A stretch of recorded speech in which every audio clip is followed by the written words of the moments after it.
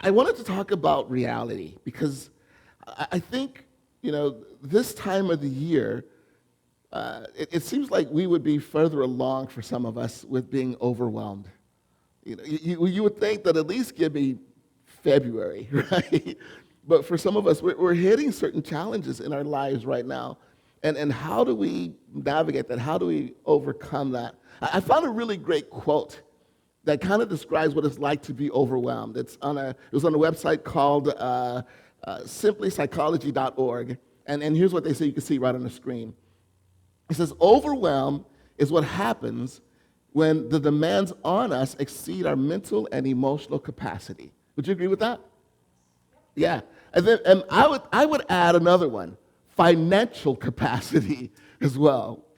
So here's what I did, is I just wanted to have some fun, and so I just went on ChatGPT, and I just asked the question. The prompt that I posted was, how are people feeling overwhelmed already in 2026?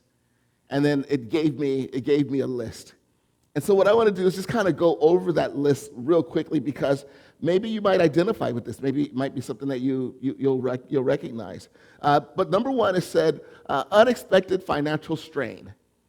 Like, some people are having to pay bills, right now. Like it's already hitting, and like I said, we're coming close to February 1st, so the bills are going to cycle around again, trying to look at how do you navigate that. And then there's that uncertainty that financial stress can create. The uncertainty being, where's that money going to come from, right? So it creates that kind of challenge. The second one was balancing work, family, and responsibilities. Basically, the idea is that the margin is thin. We had a series in the past where we talked about how important it is for us to try to create margin in our lives, whether it's margin financially, whether it's margin with our time. But the reality is, for so many of us, we are just overwhelmed because of just our time and our time commitments and those challenges, and trying to balance work and family and home and hobbies and all these other elements. I think it becomes a challenge, for us. Another way was saying it, and I love this because I think that this describes many of us. It says saying yes too often / overcommitment. Saying yes too often / overcommitment. Now, here's the deal. We may not realize that we're saying yes, but here's the reality. Every time you add something to your schedule, what is that? It's a yes. Every time you add something to your schedule, it's a yes. And so what happens is we become overly committed. And I don't know how many of you have had conversations with people, but it seems like when you say to someone, how are you doing? Man, I'm stressed out. How are you doing? Man, I'm stressed out. How are you doing? Man, I'm stressed out. And I think the reason why is because there are so many demands on our time. And then going back to this idea of margin, because we have so many demands on our time, there's no time to really rest. There's no time to really recuperate. There's no time to really be refreshed. And that seriously becomes a challenge that we find ourselves facing in our lives as well. Another one was mental and emotional fatigue. Because when you're at a state or level of stress and it's consistent over and over and over and over again, you just wear yourself out. Because here's the reality. Your brain and the hormones in your brain are only meant to handle stress for a certain amount of time. And it's only supposed to be like, boom, in that moment, you get what you need to be able to survive that moment. And then you're supposed to be able to calm down, to be able to recover and reconnect. But what happens with us is because there's strain after strain after strain after stress after stress after stress, our body stays in a state of excitement, a state of anticipation, a state of awareness. So we never have the opportunity to kind of relax. And so the result of that is because these hormones are always driving through our bodies that we have a tendency to become worn out. I thought this one was really good. High expectations with little control. And here's what that means by that. Everybody has a demand on your life, especially your boss. And the reality, so Gabriel, but the reality is, for that, the challenge becomes people have these expectations, right? But you have little control over how you can deliver.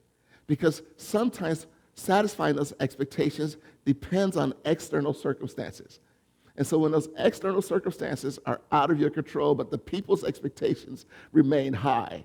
Have you noticed that? Like people's expectations remains high until until they have an excuse that they need. Like they want you to understand their excuse, but they don't understand your excuse. So these expectations on us create tons of stress on us as well. Another one that I mentioned, it says caring for aging parents or sick family members can also be a challenge for many people and what they're facing right now. And here's a term that I thought was really interesting that I discovered. It's called the sandwich generation. Have you guys heard of that before? The sandwich generation. So basically what the sandwich generation represents is if you have kids and you have aging parents, then as a sandwich generation, you're taking care of both your kids and your parents. So you're doing both. And the reality is sometimes our adult kids don't always act like adults, right? So we're still finding ourselves having to take care of them. Now, well, maybe your kids. My kids are blessings, so I don't know about your kids, but I'm just saying.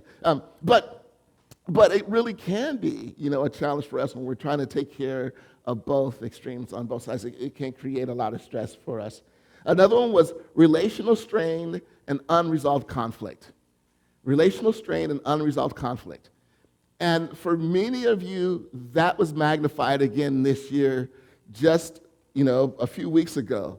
It was called Christmas, right? And you got together with family on Christmas. And then there goes that Uncle Bill, that shows up again. And Uncle Bill's going to say something. And you're just annoyed. So you spend the whole day trying to avoid Uncle Bill. So whatever room he's in, you're moving to a different room. And all of a sudden what happens, you just go in, you're looking at the dessert plate, you're picking up something, and all of a sudden, he's right there. But we have these unresolved family issues, and they really do create stress in our lives. They're called Reddit stories. Another one, grief layered with responsibility. So here's the idea behind this. Every single one of us has suffered some kind of loss. We really have. Sometimes it might be the loss of a family member. It could be the loss of a job. It could be the loss of a friend. We're going through loss. And again, because our schedules are so crazy, we don't have time to mourn. So we never allow ourselves an opportunity to recover from that loss. And so this grief continues to be this dark shadow that covers us everywhere we go or follows us everywhere we go. Major life transitions. Some of us are going to face those this year. Where things are really going to change. My wife and I are looking at that this year. Our two youngest are graduating high school this year. So it looks like Millennium's going to join the Marines. And then, for Faith, we still don't know where she's going to go. But we're looking at the possibility of, the major transition being that by September, we might have an empty house, which is crazy to think about. So excited for our kids, so excited for their journey, so excited where life is going to take them. But it's still a major transition that we're facing. And you might be facing a major transition in your life as well, which creates stress. And then here's the last one I thought was really interesting. It said parenting without adequate support. Parenting without adequate support. And, today, it's different than when I was a kid. When I was a kid, everybody raised you. When I was a kid, if I got in trouble at school, I got in trouble with the neighbor. Then I got in trouble when I walked in the house. And then also, let's not forget, back in the day, I'll put it this way. My teacher had this piece of wood on the board. It was called a paddle, exactly. It was called a paddle. And that paddle, underneath was a name. It was the assassin. That's what he called his paddle. And it looked like, have you ever guys see the game cricket? When you play? It looked like a cricket paddle, and it had holes in it. And he cut holes in it to minimize resistance. So that way, when he used it, he can get like a good swing. It's not like that anymore. Man, you even look at a kid with, you're just holding like a pool stick in your hand. You just have to look at the kid wrong, and boom, you're in trouble. But when I was a kid, like everybody raised you. But now, parents many times are alone. And also because of our culture, many times parents, in some ways, don't you touch my kid, don't you talk to my kid, don't you correct my kid, that kind of thing.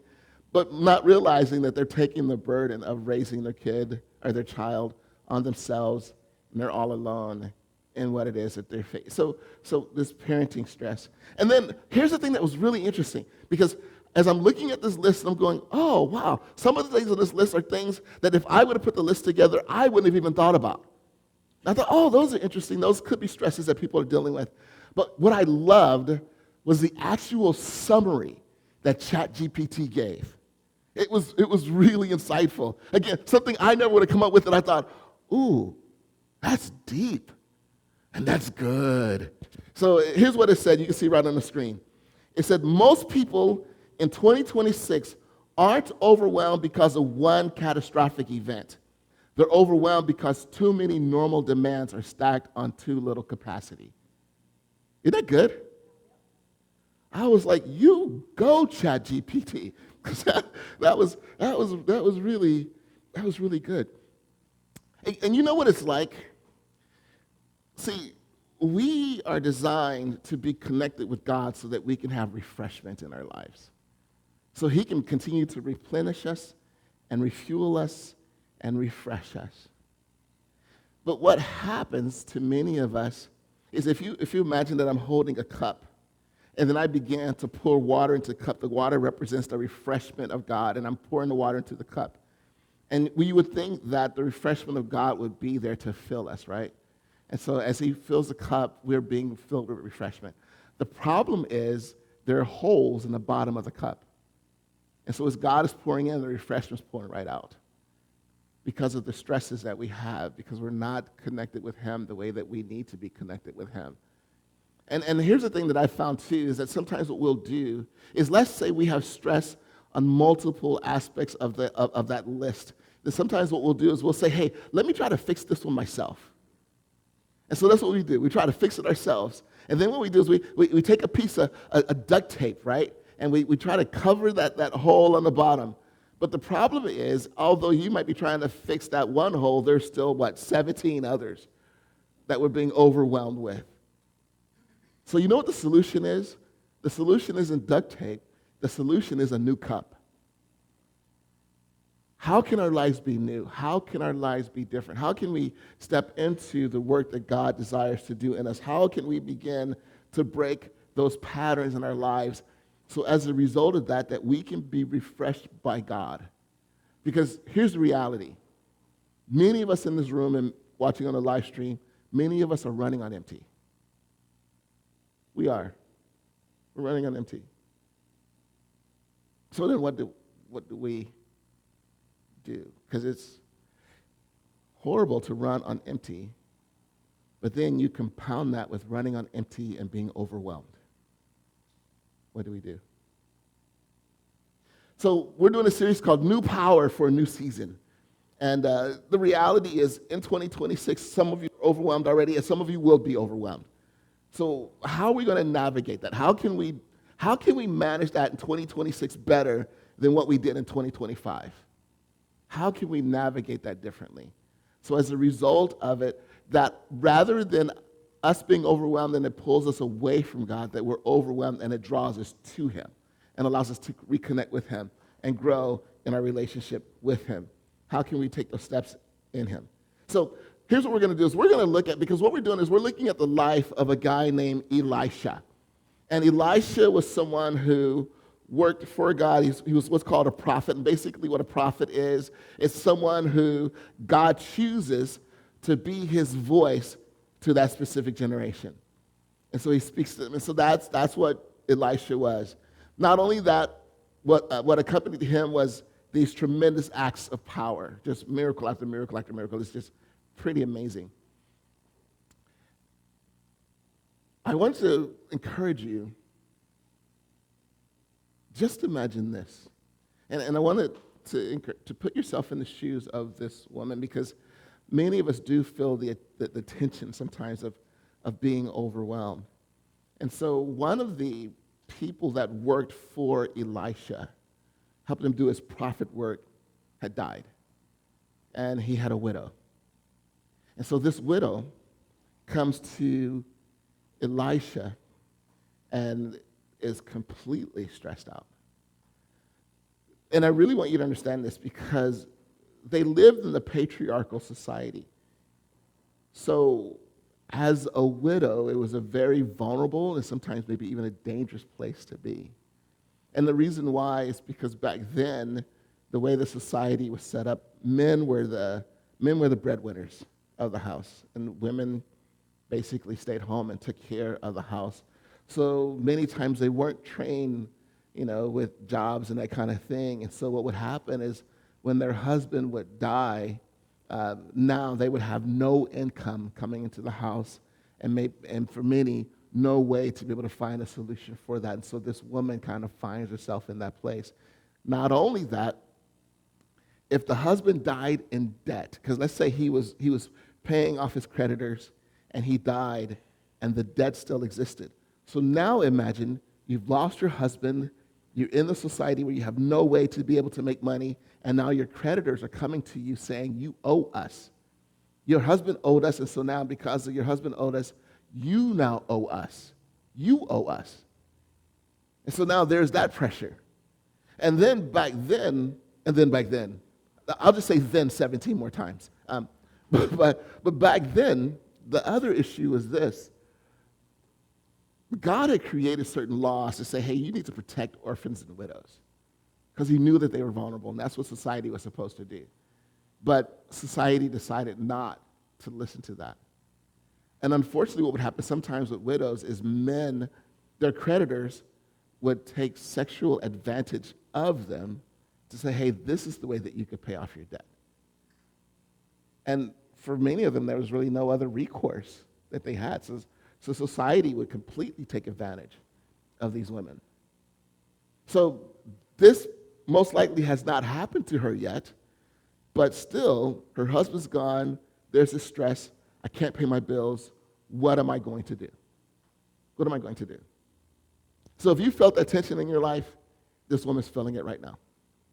So she goes to Elisha, and it says this in 2 Kings chapter 4, verse 1.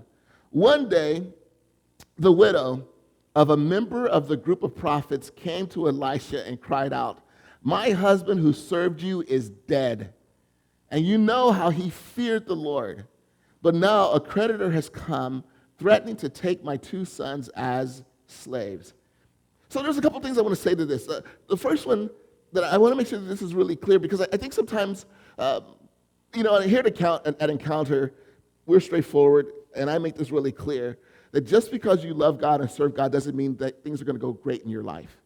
That there are times that you're going to have difficulty. So here's this guy, loved God, served God, helped Elisha, doing ministry. Boom, he dies.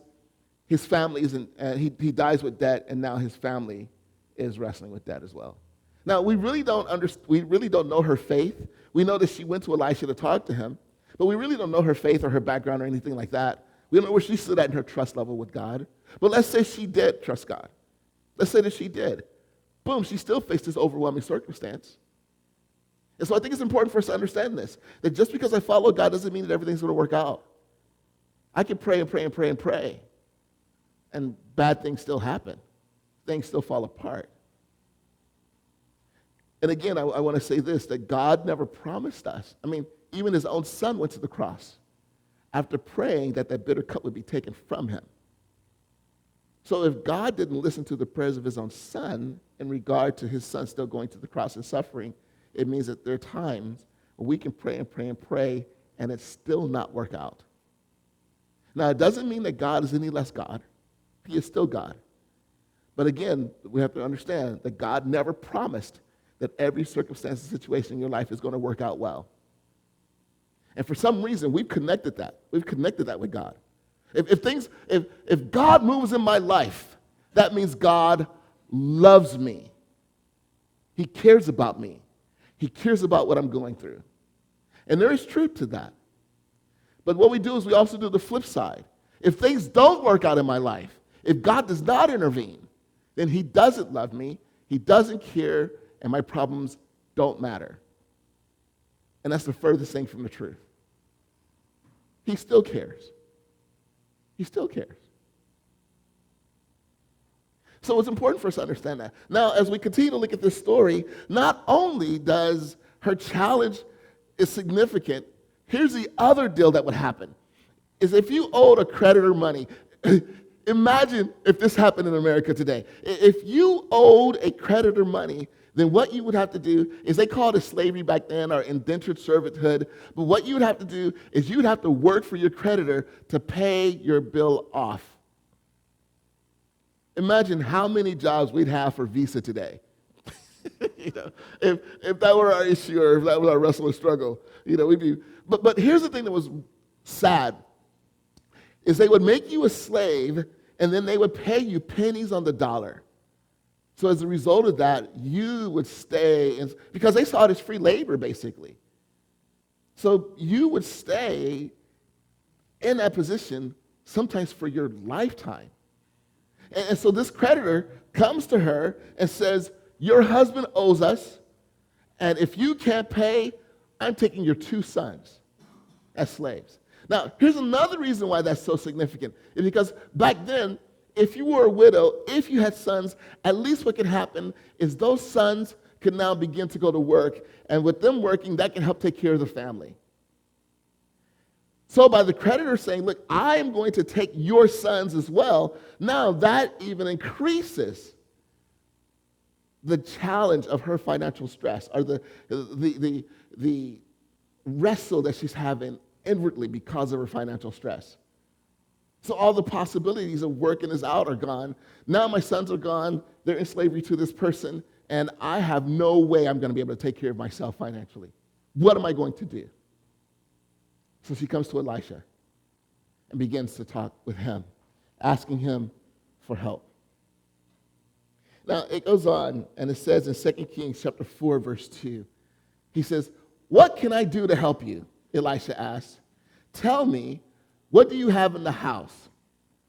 Nothing at all. Everybody say nothing at all. Because I really want to encourage you to hold on to that. Nothing at all. But then she says, except a flask of olive oil, she replied. So if she has a flask of olive oil, does she have nothing at all? She has something. She has something. But see, here's the danger, and this is important for us to understand this. Here's the danger of scarcity mentality. What happens with scarcity mentality is we look at the little that we have that possibly could help us, that possibly could work things out. We look at the little that we have and we think, I have nothing at all.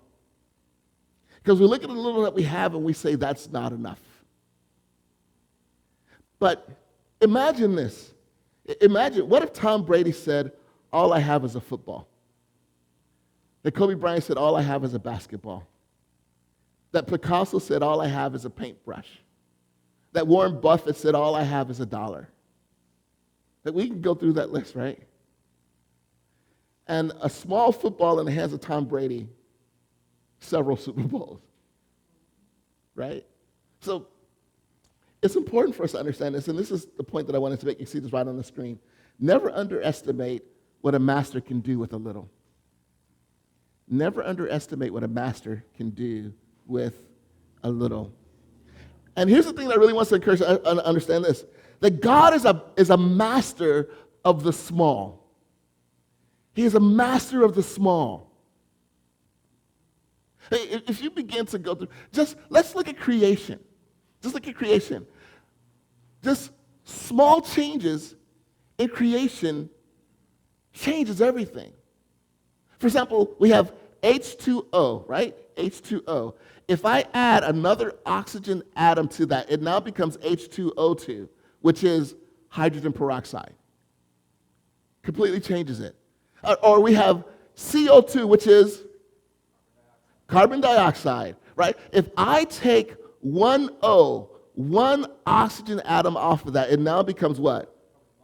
Carbon monoxide. And carbon monoxide will do what? Kill me. Kill me. Just one O.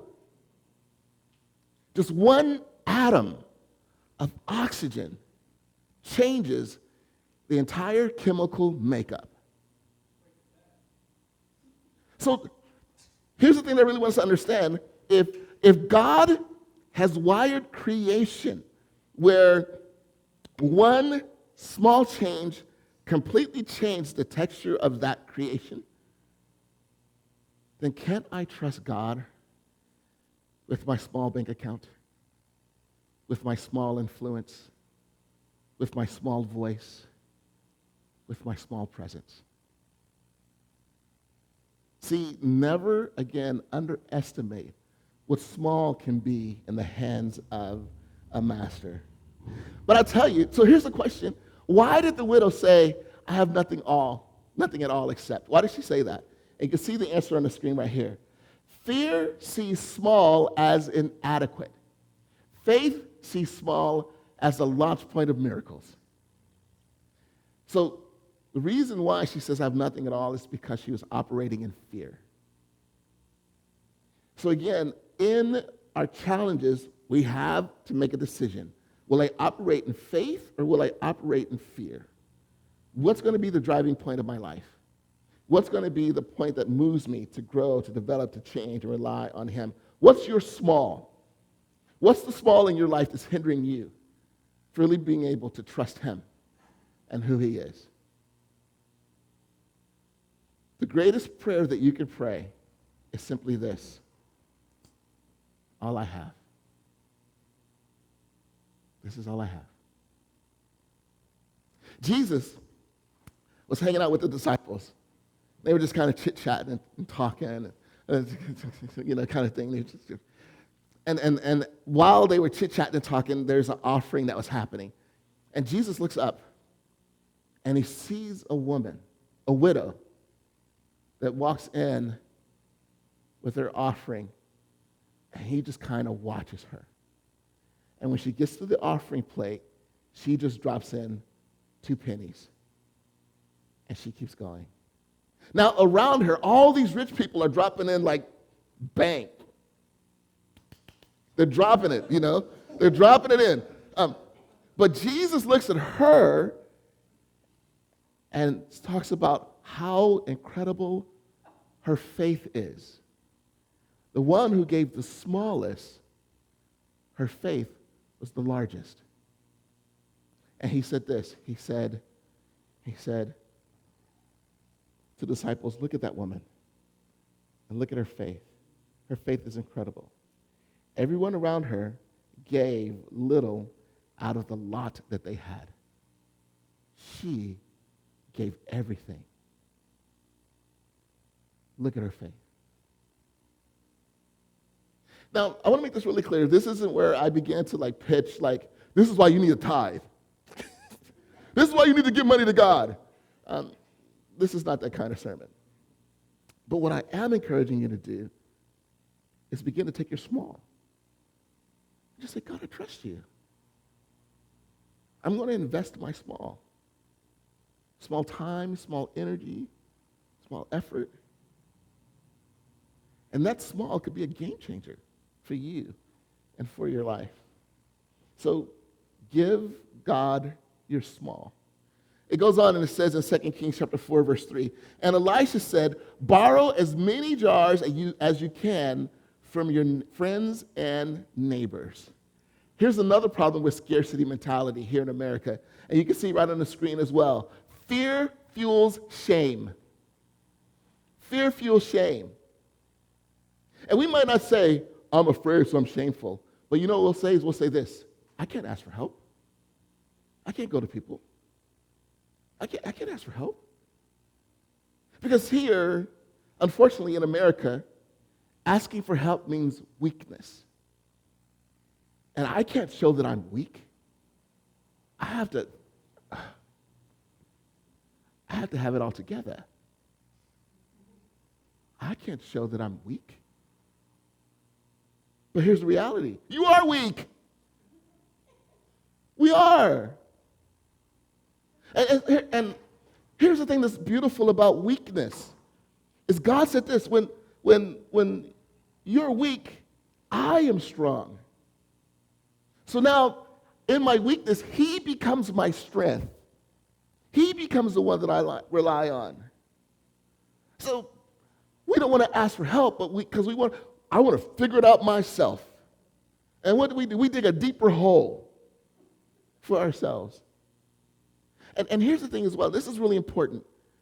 There are times where God places people into your life because he wants them to know that they can be a blessing. And so he calls them to be a blessing. And so what happens is when they respond to him and says, oh my goodness, I feel like I've been thinking about you, you've been on my mind, and I know your situation, and I feel like I've been led to give you something to help you out, whether it's money, food, time, something. So what happens, and this is really important as well, when you, out of your fear, allow shame to say, I can't ask for help, then what you do is you short-circuit God's miraculous work in your life, and you also short-circuit their ability to be a miracle for you and to recognize how he can bless you through them. So sometimes we have to be willing to humble ourselves and say, yes, I am struggling, but I know that you're with me. And if people step forward, great. Praise God for that. And if they don't, he has other plans. We just have to trust him in it. But I think it's important for us to be. So that's what she had to do. She had to, and so imagine, hey, I know this might be a real request, but do you have any empty jars? Kind of weird, right? So sometimes, and that's what happens with our shame. Is not only is it shameful to have to ask, sometimes it feels like, I can't ask for that. That's kind of dumb. So that's what she has to do. She goes and the sons, they knock on the doors and they bring a bunch of empty jars. But I think it's important for us to begin to recognize. So again, here's what happens, and this is really cool. But give people the opportunity to be a blessing. 2 Kings chapter 4, verses 4 through 7. So remember, Elisha said, go, ask for jars. He says, then go into your house with your sons and shut the door behind you. So this is a private moment between them and God, and be able to see God work. It says, pour olive oil from your flask into the jars, setting each one aside when it is filled. So she did as she was told. Her sons kept bringing jars to her, and she filled one after another. Soon, every container was full to the brim. Bring me another jar, she said to one of her sons. There aren't any more, he told her. And then the olive oil stopped flowing. When she told the man of God what had happened, he said to her, now sell the olive oil and pay your debts, and you and your sons can live on what is left over. So here's what we learned from this, and this is really important. Not only am I asking you to bring God your small, I'm also encouraging you to bring God your empty. Bring God your empty. Because sometimes we'll do that. Well, I know God wants, but I have nothing to offer. That's perfect. Bring God your empty. Bring God empty heart, empty thoughts, empty, bring him your empty. And then what happens is we allow God to fill us according to the way that he desires to work and the way that he desires to move. Bring him your empty. And that allows us to trust in him. And again, I love this because in Scripture, it is incredible because time and time again, God moves in the inadequate, in the unprepared, in the unfulfilled. Time and time and time again. Bring him your small, bring him your empty. Now, I also want to make this really clear, as I said before. This is not a recipe for, if you want God to work, bring him your small and bring him your empty, and then God will move miraculously. God is still God, and he still has our freedom to decide how he's going to move. But here's the thing. Sometimes the empty and small that I can bring him is just me. God, I'll bring me. And he might not change my situation, but he will change me. He will change me. So bring him your small, bring him your empty. And I love this because what happens is when they submit the empty to God, God fills it. He fills it. So again, what's the empty that you need to bring to God? And here's my question. In your empty, how have you been trying to fill your empty? How have you been trying to fill your empty? So what is it? You can bring that question up, Andrea. What do you need to empty so that God can fill it?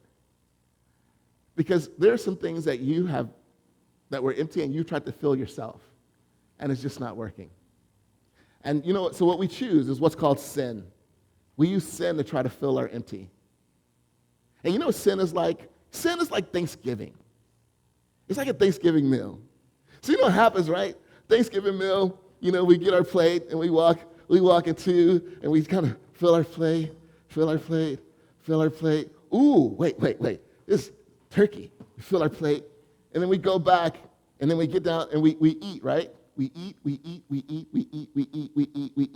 And then after we're done, we're full. Oh, I got some room. And we go back, right? We fill our plate. And then we come and we eat. And then we're done. And then we open our belt. And then there's pumpkin pie.